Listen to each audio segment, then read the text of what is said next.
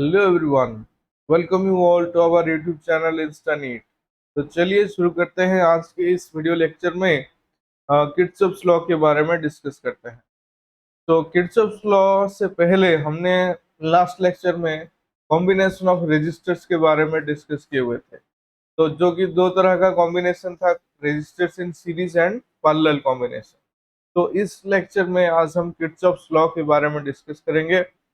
तो Kirchhoff's law जो है वो थोड़ा जो सर्किट्स कॉम्प्लिकेटेड सर्किट रहेगा, जिसमें कि आप डायरेक्टली आर इक्विवेलेंट का फॉर्मूला हो गया या फिर सेल का इक्विवेलेंट फॉर्मूला हो गया, वो डायरेक्टली यूज नहीं कर सकते। तो उसी टाइप के सर्किट्स के कुछ प्रॉब्लम्स को हम किर्चॉफ्स लॉ में सॉल्व करते हैं, जो कि थोड़ा आसान होता है सर्किट्स को सॉल्व करना।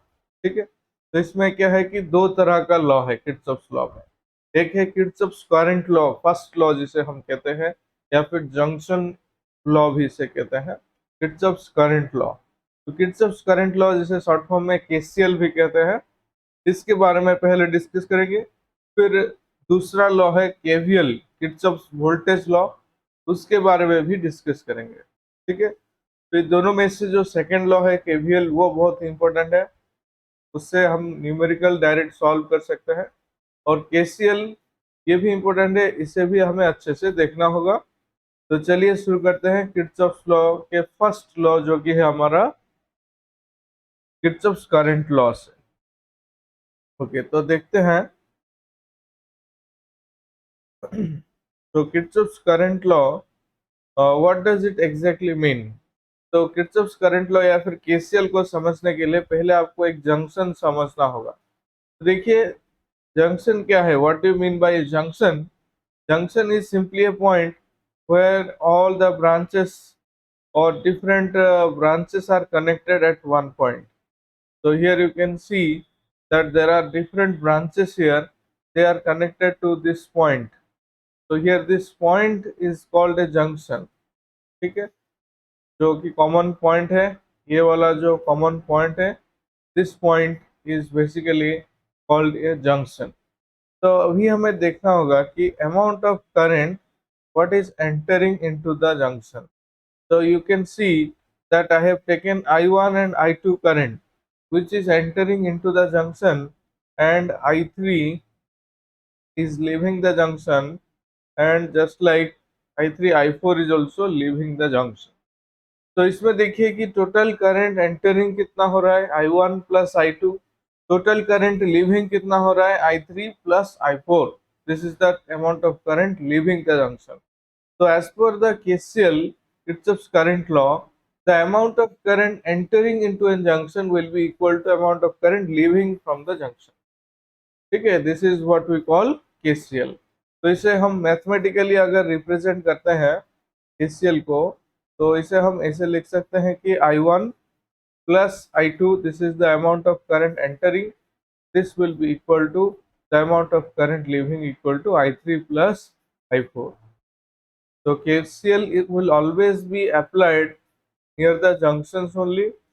तो एक जंक्शन में हमें देखना होगा कि कितना करंट एंटर हो रहा है और कितना करंट लीव कर रहा है। Total current entering a junction will be equal to total current leaving the junction. ठीक है। तो जैसे कि एक छोटा सा एग्जांपल लेते हैं। यहाँ पर आप देख सकते हैं, this is a junction of three branches. Suppose it is given 3 ampere current, and here it is given 5 ampere current, and here it is given I। तो अभी आप खुद बताइए I का वैल्यू कितना होगा। अभी देखिए अमाउंट ऑफ करंट एंटरिंग कितना हो जाएगा, 3 प्लस I। ये करंट जंक्शन में एंटर कर रहा है, equal to amount of current leaving कितना हो जाएगा, 5। तो I का वैल्यू कितना आ रहा है इससे, I का वैल्यू आ रहा है 2 एम्पियर। ठीक है। इस तरह हम केसीएल को यूज करते हैं क्वेश्चंस को सॉल्व करने में। ठीक है, तो बहुत ही आसान है केसीएल, इसमें कुछ डिफिकल्टी नहीं है। फिर अब हम नेक्स्ट लॉ जो कि है केवीएल है, उसे देखते हैं, किरचॉफ्स वोल्टेज लॉ। ये थोड़ा सा डिफिकल्ट है, अच्छे से समझना होगा। और इसका जो कि साइन कन्वेंशन का पार्ट है, जो कि हम रूल्स कहते हैं, उसे उसे भी अच्छे से समझने से ये भी आपके लिए आसान हो जाएगा। तो अच्छे से देखिए किरचॉफ्स वोल्टेज लॉ को। किरचॉफ्स वोल्टेज लॉ जो है, किरचॉफ्स वोल्टेज लॉ, इसमें क्या है, the algebraic sum of the EMF in any loop of a circuit, ठीक है। ईएमएफ मतलब बैटरी के अक्रॉस जो पोटेंशियल डिफरेंस रहता है EMF is equal to the sum of the products of current and resistances. Current और resistance का product करने से क्या आएगा, हमें वोल्टेज आएगा। तो सर्किट में जितना वोल्टेजेस है, जितने अक्रॉस मीन्स जितना रेजिस्टर्स है उनके पास वोल्टेजेस रहेगा, तो वो सभी वोल्टेज को ऐड करने से टोटल बैटरी का जो ईएमएफ है उसके साथ इक्वल होगा। This is what the KVL states, or you can say that the sum of potential drops across a closed loop is also equal to 0. This is also another statement. तो यहाँ पर देखिए summation of I into R, ठीक है, current into resistance, जितना मेरे पास current और resistance है पूरे सर्किट में लूप में, तो उसका summation will be equal to summation of EMF, ठीक है। ये मैथमेटिकल एक्सप्रेशंस इंपॉर्टेंट है, यहाँ पर भी ऐसे भी लिख सकते हैं, डेल्टा V का summation equal to 0, sum of the potential drops equal to 0।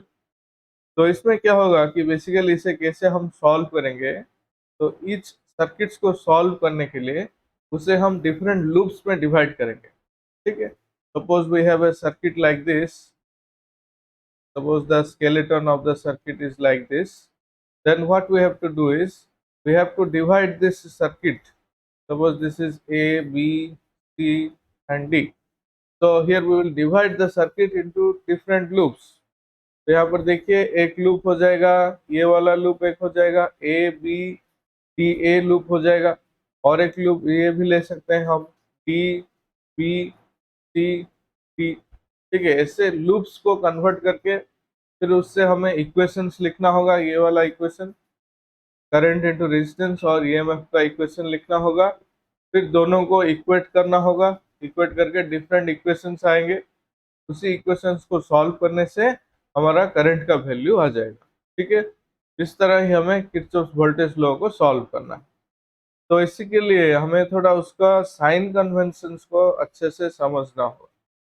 Sign conventions देखिए क्या है, पहले हम रेजिस्टर्स के लिए समझते हैं, ठीक है। यहाँ पर दो एलिमेंट्स आएंगे, एक है रेजिस्टर्स के लिए और एक है बैटरी जो कि है सेल्स के लिए, उनके लिए, दोनों के लिए हमें साइन कन्वेंशन अच्छे से समझना होगा। तो देखिए यहाँ पर एक रेजिस्टर है, रेजिस्टेंस इसका R गिवन है, और the amount of current entering is I, ठीक है। तो यहाँ पर देखिए जो करंट का पाथ है और जो एज्यूम्ड पाथ है, ये दोनों पाथ क्या है, सेम है। एज्यूम्ड पाथ क्या होता है कि एज्यूम्ड पाथ हम एक पाथ खुद ही डिसाइड करते हैं जिस डायरेक्शन में हम लूप का ट्रैवल करते हैं, ट्रैवर्सल पाथ उसे कहते हैं, ठीक है। This can be decided by us, there is no such fixed direction, you can travel clockwise otherwise anti clockwise, there is no restriction on that, ठीक है। तो यहाँ पर आप देखिए करंट का जो डायरेक्शन है और एज्यूम्ड पाथ का डायरेक्शन जो है, ये दोनों डायरेक्शन सेम है। तो इसके लिए यहाँ पर जो वोल्टेज आएगा, वोल्टेज का तो वैल्यू हमें पता है, voltage equal to current into resistance आएगा, लेकिन इसे हम कैसे लिखेंगे, वोल्टेज का वैल्यू को प्लस IR में लिखेंगे। तो याद रखिए ये जबकि करंट का डायरेक्शन और एज्यूम्ड पाथ का डायरेक्शन सेम रहेगा, तभी आपको प्लस IR यूज करना है। और इसे इक्वेशन में लिखते वक्त कौन से साइड में लिखना है, इक्वेशन में हमें इसे लेफ्ट हैंड साइड में लिखना है। जो इक्वल टू साइन रहता है, इक्वल टू साइन इक्वेशन में इक्वल टू साइन के लेफ्ट हैंड साइड में रेजिस्टर्स का जो भी चीज है, जो रेजिस्टर्स का एक्सप्रेशन है, उसे लिखना है, ठीक है। ये हो गया फर्स्ट रूल। अभी देखते हैं सेकेंड रूल। तो देखिए सेकेंड रूल में आप देख सकते हैं करंट जो है, करंट का डायरेक्शन राइट साइड है और एज्यूम्ड पाथ का डायरेक्शन लेफ्ट हैंड साइड में है। तो ये दोनों हो गया डिफरेंट डायरेक्शन, डिफरेंट डायरेक्शन। तो इसके लिए यहाँ पर जो वोल्टेज हमारा रहेगा, वोल्टेज IR जो इसका मैग्नीट्यूड है, लेकिन इसे हम इक्वेशन में कैसे लिखेंगे, तो माइनस IR के फॉर्म में लिखेंगे, ठीक है। तो इसे भी हम लेफ्ट हैंड साइड में लिखेंगे, ठीक है। तो जबकि करंट का डायरेक्शन और पाथ का डायरेक्शन डिफरेंट रहता है तो माइनस IR, करंट का डायरेक्शन और पाथ का डायरेक्शन सेम रहता है तो प्लस IR हम लिखते हैं, ठीक है। तो ये हो गया रेजिस्टर्स के लिए साइन कन्वेंशन। अभी हम देखते हैं सेल्स के लिए। तो सेल्स के लिए देखिए first thing is you must ignore the direction of current. Cells में आपको करंट का डायरेक्शन को पहले इग्नोर करना है। करंट का डायरेक्शन उसमें उसका कुछ ही इसमें काम नहीं है, ठीक है। तो सेल्स में सिर्फ आपको देखना है कि आपका जो पाथ है, एज्यूम पाथ, वो कौन से डायरेक्शन में है। तो यहाँ पर देखिए एज्यूम पाथ हायर पोटेंशियल से लोअर पोटेंशियल की ओर ट्रेवल कर रहा है, यानी कि पॉजिटिव से नेगेटिव टर्मिनल की ओर ट्रेवल कर रहा है। तो इसमें हम यहाँ पर अगर बैटरी का ईएमएफ ई है तो इसे हम साइन कन्वेंशन में कैसे लिखते हैं, माइनस ई लिखते हैं, ठीक है। ये थोड़ा ऐसे याद रख सकते हैं कि आप कि पॉजिटिव टर्मिनल से हम नेगेटिव की ओर आए तो एंड कहाँ पर किए, नेगेटिव में। तो इसके लिए यहाँ पर हो गया माइनस ई, नेगेटिव ई, ठीक है। इसे कौन से साइड लिखना है इक्वेशन के, इसे हमें राइट हैंड साइड लिखना है, ठीक है। ये हो गया बैटरी के लिए थर्ड रूल। और अभी हम देखते हैं फोर्थ रूल, जो भी बैटरी के लिए है। यहाँ पर देखिए बैटरी के लिए यहाँ पर एक है हमारा पॉजिटिव टर्मिनल, नेगेटिव टर्मिनल, और यहाँ पर देखिए पाथ नेगेटिव से पॉजिटिव की ओर ट्रैवल कर रहा है। Path is travelling from negative to positive, तो we are ending with positive. तो इसके लिए यहाँ पर प्लस ई, बैटरी का ईएमएफ अगर ई है तो प्लस ई, और इसे भी हमें right hand side of the equation लिखना है, इक्वल टू सिंबल के राइट हैंड साइड लिखना है। इसी तरह हमारा इक्वेशन फ्रेम हो जाएगा, ठीक है। तो याद रखिए जितना भी रेजिस्टर्स के लिए है उसमें करंट का डायरेक्शन देखा जाता है।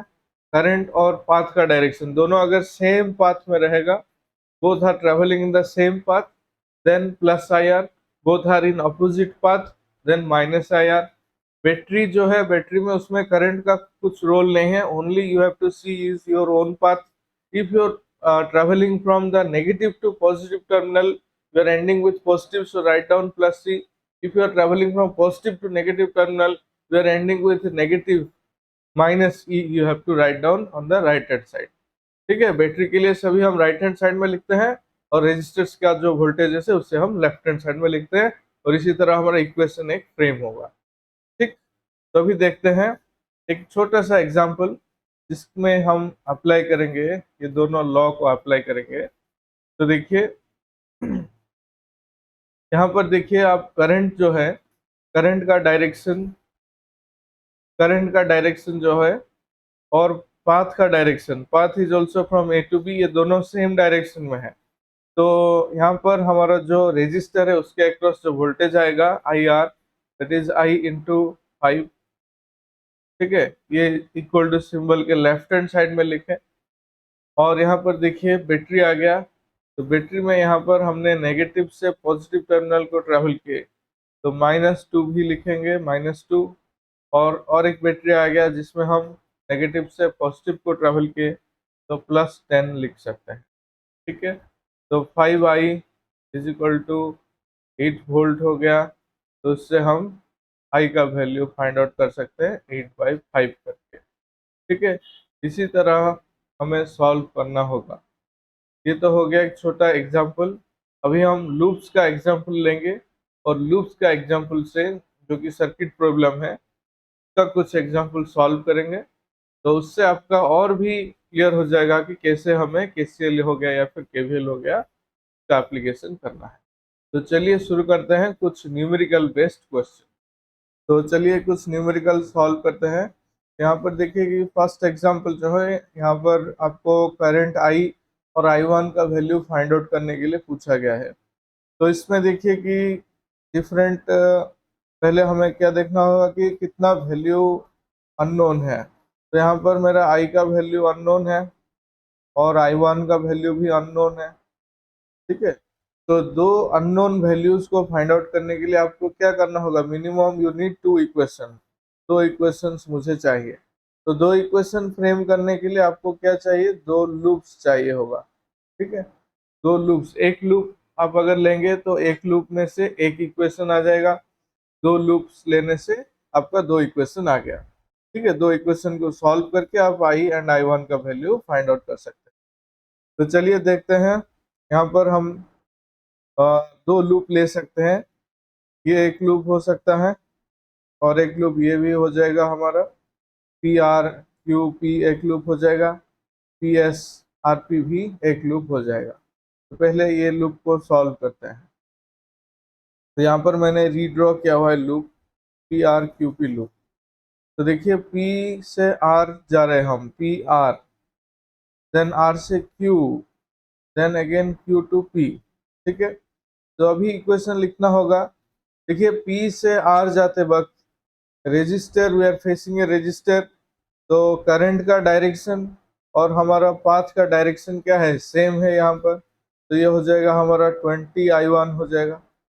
फिर R से P आते वक्त अगेन हमारा पाथ का डायरेक्शन और करंट का डायरेक्शन सेम है, तो ये हो जाएगा हमारा +60I हो जाएगा। ठीक है, that will be equal to कितना हो जाएगा। अभी देखिए बैटरी आ रहा है, बैटरी में आप नेगेटिव से पॉजिटिव टर्मिनल की ओर आ रहे हैं, तो आप हमारे साइन कन्वेंशन के हिसाब से +4 इक्वेशन के राइट साइड में लिख सकते हैं। ठीक है, तो ये आ गया equation 1 from the loop P R Q P. फिर दूसरा लूप लेते हैं यहाँ पर, ये दूसरा लूप है। Let us consider the loop P S R P. P S R P में देखिए पी टू एस पहले ट्रैवल करेंगे, then S to R, then at the end R to P. तो while traveling from P to S we are having only a battery। तो इसके लिए हम लिखेंगे, देखिए बैटरी का टर्मिनल हम पॉजिटिव से नेगेटिव की ओर ट्रैवल कर रहे हैं। यहाँ पर बैटरी में करंट का डायरेक्शन कुछ का रोल नहीं है उसका, तो सिर्फ हम एज्यूम पाथ के डायरेक्शन के हिसाब से लिखते हैं। यह हो गया -5। फिर यहाँ पर देखिए I-I1 इक्वल टू 200 हो जाएगा, क्योंकि यहाँ पर मेरा पाथ का डायरेक्शन और करंट का डायरेक्शन सेम है। तो ये हो जाएगा 200 इंटू I-I1, 200 इंटू I-I1। फिर उसके बाद आर टू पी ट्रेवल करते हैं, तो आर टू पी देखिए करंट का डायरेक्शन, करंट का डायरेक्शन और एज्यूम पाथ का डायरेक्शन दोनों डिफरेंट है। तो इसके लिए यहाँ पर हो जाएगा -20I1। ठीक है, तो इसे थोड़ा और सॉल्व कर लेते हैं। 200I minus 200I1 minus 20I1 equal to -5 हो गया, और 200I minus 220 minus 200I1 it will be -220I1 equal to -5। ठीक है, तो ये एक इक्वेशन आ गया हमारा। तो इसे आपको सॉल्व करना होगा। ये वाला इक्वेशन जो है सेकंड इक्वेशन आ गया, और फर्स्ट इक्वेशन हमारा फर्स्ट लूप से आया था। ये दोनों इक्वेशन को सॉल्व करके मैथमेटिकली आपको I1 और I2 का वैल्यू फाइंड आउट करना होगा। ठीक है, बहुत ही आसान है। इक्वेशंस को, जो कि हमारा लीनियर इक्वेशंस है, बाय एलिमेंट्री मेथड या फिर सब्स्टिट्यूशन मेथड, कुछ भी मेथड यूज करके आप सॉल्व कर सकते हैं। तो अभी देखिए और एक क्वेश्चन आ गया यहाँ पर। तो इस क्वेश्चन में भी आपको फाइंड आउट करना है I1, I2 एंड I3 का वैल्यू। तो देखिए पहले हम लूप कंसिडर कर लेते हैं। Late us consider the loop A, B, E and F, A, B, E, F। Now while traveling from A to B we are having nothing, ना register है ना बैटरी है, तो कुछ नहीं लिखेंगे। While traveling from B to E, you can see I'm traveling from B to E, current direction and my path direction both are same here, so I will write 2 into I3। Then while traveling from E to F we have nothing, then while traveling from F to, sorry, E to F हो गया, फिर F से A travel करेंगे। तो F से A travel करते वक्त देखिए यहाँ पर एक बैटरी है, जिसके हम नेगेटिव से पॉजिटिव टर्मिनल की ओर ट्रैवल कर रहे हैं। तो इक्वल टू सिंबल के राइट हैंड साइड में हमें लिखना होगा +12। ठीक है, और एक रजिस्टर है जिसमें भी करंट का डायरेक्शन और पाथ का डायरेक्शन सेम है। तो करंट का वैल्यू I1 है, तो ये इसमें लिखेंगे हम 5 इंटू I1। ये हो गया एक इक्वेशन। ठीक है, ये हो गया हमारा फर्स्ट इक्वेशन। उसी तरह ये जो लूप है हमारा, loop B C D E B के लिए फिर इक्वेशन लिखते हैं। इसमें देखिए बी से डी तो कुछ नहीं है, और यहाँ पर देखते हैं सी से डी, सी से डी में करंट का डायरेक्शन और पाथ का डायरेक्शन ऑपोजिट है, तो इसमें हम लिखते हैं -3 I2। देन आ गया बैटरी, बैटरी में हम ट्रैवल कर रहे हैं पॉजिटिव से नेगेटिव की ओर, तो इक्वल टू सिंबल के राइट हैंड साइड में -6। देन डी से ई कुछ नहीं है, then again from E to B, E to B we are having a current in the opposite direction of the path, तो ये हो गया -2 into I3। ठीक है, तो ये हो गया हमारा दूसरा वाला इक्वेशन। तो दो इक्वेशन आ गए लेकिन तीन वेरिएबल है, तो यहाँ पर हम KCL अप्लाई कर सकते हैं जंक्शन बी में। You can see in the junction B the amount of current entering is I1, and from here also the amount of current entering is I2, and the amount of current leaving the junction is I3. So accordingly you can write down by applying KCL here, we can say that I1 plus I2 equal to I3। ठीक है, this will be my third equation, this will be my equation number 3। तो तीन equation हो गया, ये वाला हो गया फर्स्ट इक्वेशन, ये वाला हो गया सेकंड इक्वेशन, और ये हो गया हमारा थर्ड इक्वेशन। तीनों इक्वेशन को आपको अच्छे से सॉल्व करना है mathematically, then you can find the value of I1, I2 and I3। ठीक है, तो इसी तरह हमें सॉल्व करना होगा KCL और KVL का कंसेप्ट अप्लाई करके। तो ये जो दोनों प्रॉब्लम हमने अभी सॉल्व किया हुआ, तो इसमें क्या है कि पहले से ही करंट का डायरेक्शन गिवन है। अभी एक क्वेश्चन सॉल्व करते हैं जिसमें करंट का डायरेक्शन गिवन नहीं होगा, करंट डिस्ट्रीब्यूशन हमें खुद करना होगा। ठीक है, तो चलिए सॉल्व करते हैं। ओके, तो देखिए ये वाला क्वेश्चन देखिए, इसमें क्या है कि करंट का जो डिस्ट्रीब्यूशन है वो पहले से नहीं गिवन है। ठीक है, यहाँ पर हमें खुद करंट डिस्ट्रीब्यूशन करना होगा, then we have to find out the loops and the equations. ठीक है, तो देखिए करंट का डिस्ट्रीब्यूशन कैसे हम करते हैं। पहले देखिए आप खुद ही सोचिए करंट कहाँ से जनरेट होगा, बैटरी से जनरेट होगा या फिर सेल से जनरेट होगा। तो यहाँ पर देखिए दो सेल्स है, एक है 10 वोल्ट का और एक है 5 वोल्ट का। तो let us assume from the 10 volt supply let the current I has begun, current I is now starting from the 10 volt। Now when it reaches to the point A, at this point this current I will split into two different currents। So let this current be I1, so remaining current according to KCL, the remaining current that is I minus I1 that will flow to the arm AT। ठीक है, remaining current I minus I1 arm AT में flow करेगा। तो अभी देखिए इसमें से दूसरा जो बैटरी है, यहाँ से अगर I2 करंट हम यूज करते हैं, यहाँ से स्टार्टिंग करंट है I2, तो यहाँ पर देखिए I1 करंट यहाँ से आ रहा है और इस डायरेक्शन में हमारा I2 करंट आ रहा है। तो ये दोनों अभी पॉइंट बी में अगेन KCL अप्लाई करके हम कह सकते हैं कि इसमें क्या हो जाएगा ना, I1 प्लस I2 हो जाएगा total current through the 2 ohm resistor. ठीक है, now when this current going to cross this terminal C, this is very important, all of you see, when this current I1 plus I2 is going to cross the terminal C, so as this battery has given I ampere of current, so it will also draw I ampere of current to I ampere of current from the current which is passing through the portal D। तो इसमें अभी remaining current कितना रह जाएगा ना, I plus I2 में से हमारा I करंट चला गया, तो कितना रह गया I1 plus I2 minus I current रह जाएगा। ठीक है, I1 प्लस I2 से I करंट चला गया, तो रिमेनिंग कितना रहेगा I1 plus I2 minus I।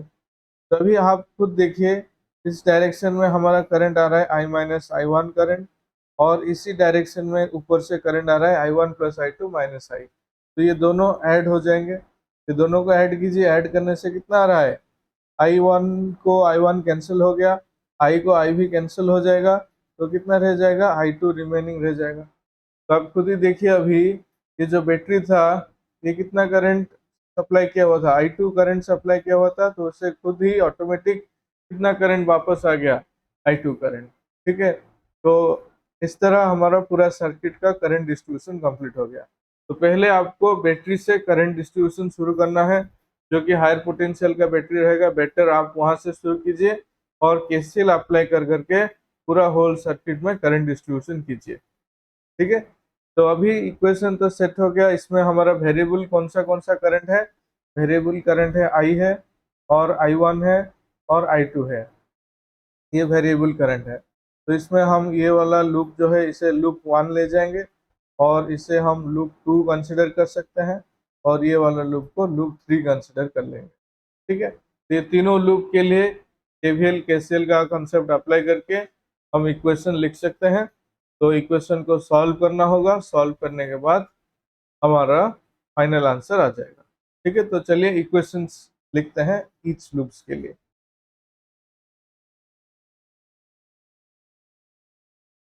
तो यहाँ पर देखिए लूप ए बी सी ए को हम पहले कंसिडर करते हैं।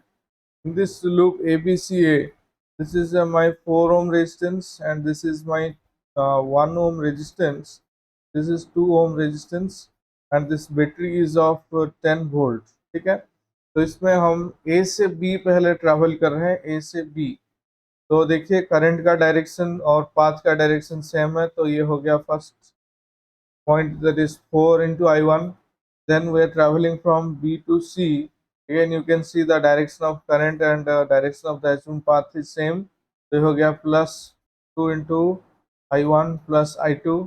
ठीक है, and at the end we are traveling from C to A।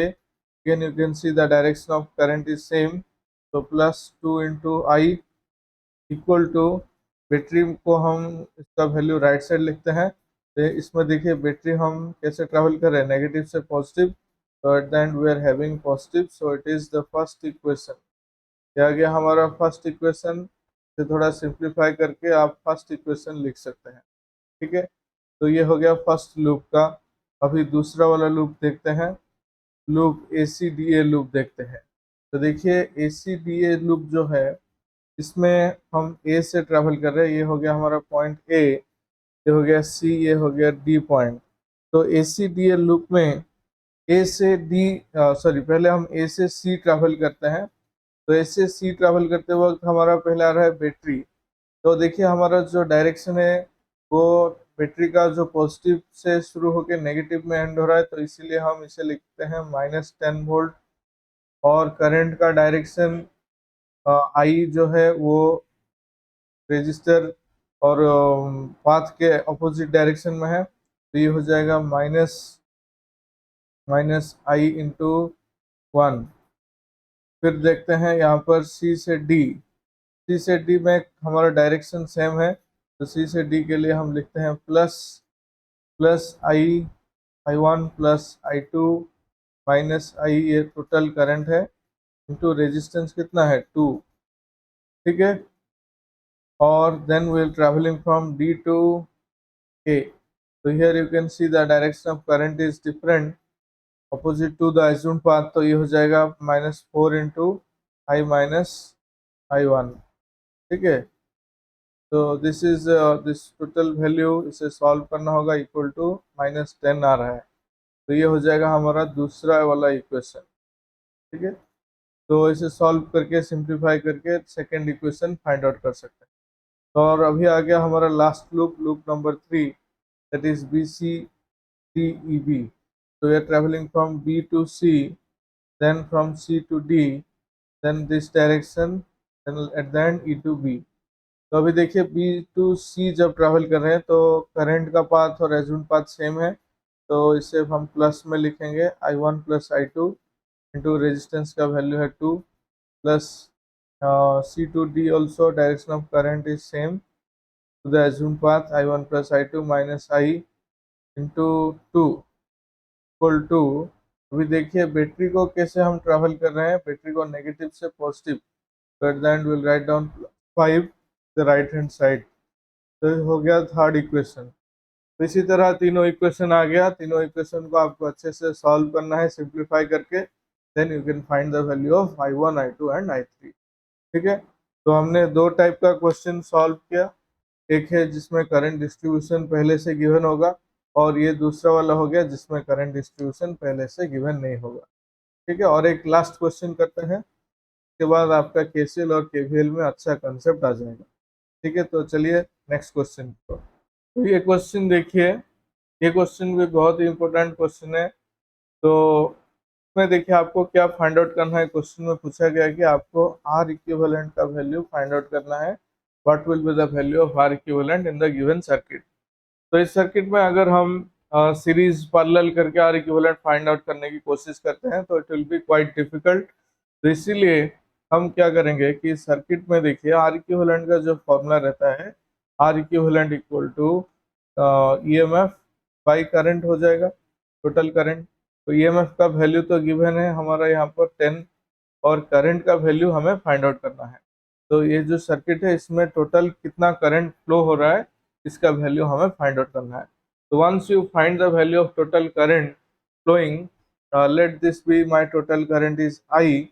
If I amount of current is flowing, then I can decide that what will be my R equivalent value.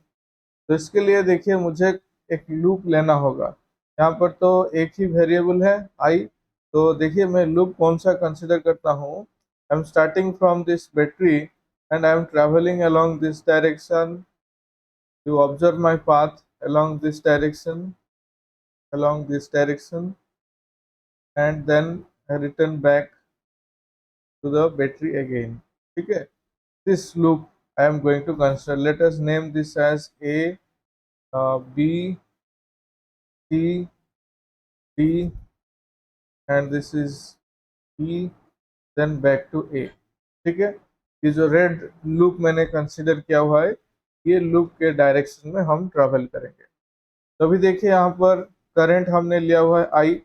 तो at this point A, this current will get distributed between the three path. तो यहाँ पर तीनों path में equal current distribute हो जाएगा, एक एक पाथ में हो जाएगा I/3। फिर अभी आ गया जंक्शन बी में, यहाँ पर दो आर्म है देखिए, यहाँ पर भी करंट डिस्ट्रीब्यूट हो जाएगा और ईच आर्म में आ जाएगा I/6 आ जाएगा करंट। ठीक है, तो अभी जंक्शन सी को देखिए, जंक्शन सी में इस डायरेक्शन में I/6 का करंट रिटर्न आ रहा होगा, तो यहाँ पर भी I/6 दोनों ऐड होके इस आर्म में हो जाएंगे अगेन I/3। तो अभी यहाँ पर देखिए ये जो सभी आर्म्स है, सभी आर्म्स में I/3 करंट रिटर्न आएंगे। तो डी में सभी मिलके फिर हमारा टोटल करंट जो था आई करंट रिटर्न हो जाएगा हमारे बैटरी को, जो कि है 10 वोल्ट का बैटरी। ठीक है, तो इस तरह करंट का डिस्ट्रीब्यूशन यहाँ पर करना होगा। तो अभी इसका इक्वेशन अगर हम लिखेंगे तो इक्वेशन क्या होगा इसका, देखिए हम लूप से शुरू करते हैं पॉइंट ए से। तो पॉइंट ए से हम शुरू करते हैं, इसका अभी हम इक्वेशन लिखेंगे। तो ए से बी ट्रैवल करेंगे, तो करंट का डायरेक्शन जो है ए से बी देखिए, और हमारा पाथ का डायरेक्शन दोनों कैसे डायरेक्शन में है, सेम डायरेक्शन में। तो ये हो जाएगा I3/1। तो I3/1 1 ही I3 लिखते हैं, plus we are traveling from B to C. Here also the direction of current and direction of the path is also same. तो यहाँ पर हो जाएगा I/6 × 1 ओम। फिर हम ट्रैवल करते हैं सी से डी की तरफ, यहाँ पर हो जाएगा I/3 × 1। ठीक है, this is equal to in this battery you can see I am traveling through the 10 volt from negative potential to positive, so I will write down +10 at the end। ठीक है, इसे अभी सॉल्व करना होगा। तो इसे देखिए सॉल्व करते हैं, तो इसका एलसीएम आ जाएगा 6 आ गया एलसीएम, और क्या आ गया हमारा 2I + 2I = 10। ठीक है, तो इसे सॉल्व करने से 5I = 10 × 6, और I का वैल्यू आ रहा है हमारा 12 एम्पियर। ठीक है, तो करंट का वैल्यू हमने फाइंड आउट कर लिया, करंट का वैल्यू आ रहा है 12 एम्पियर। तो अभी हमें फाइंड आउट करना होगा आर इक्विवेलेंट, इसका फॉर्मूला था ईएमएफ बाई टोटल करंट। तो आर इक्विवेलेंट यहाँ पर आ जाएगा, ईएमएफ था 10 वोल्ट बाई करंट का वैल्यू आ गया 12, तो आर इक्विवेलेंट आ रहा है 5/6 ohm. This is my R equivalent value. ठीक है, तो इसी तरह हम बहुत ही आसानी से सॉल्व कर सकते हैं। केसीएल और केवीएल के प्रॉब्लम्स को आप अच्छे से प्रैक्टिस कीजिए, साइन कन्वेंशन का अच्छे से इस्तेमाल कीजिए, रेजिस्टर का हो गया, बैटरी का हो गया, अच्छे से साइन कन्वेंशन इस्तेमाल करके केसीएल केवीएल के प्रॉब्लम्स को बहुत ही आसानी से सॉल्व कर सकते हैं। ठीक है, तो नेक्स्ट लेक्चर में हम कॉम्बिनेशन ऑफ सेल्स के बारे में डिस्कस करेंगे और इंटरनल रेजिस्टेंस के बारे में डिस्कस करेंगे, और उसके बाद व्हीटस्टोन ब्रिज है, तो उसके साथ हमारा चैप्टर 3 भी कंप्लीट हो जाएगा। Thank you everyone.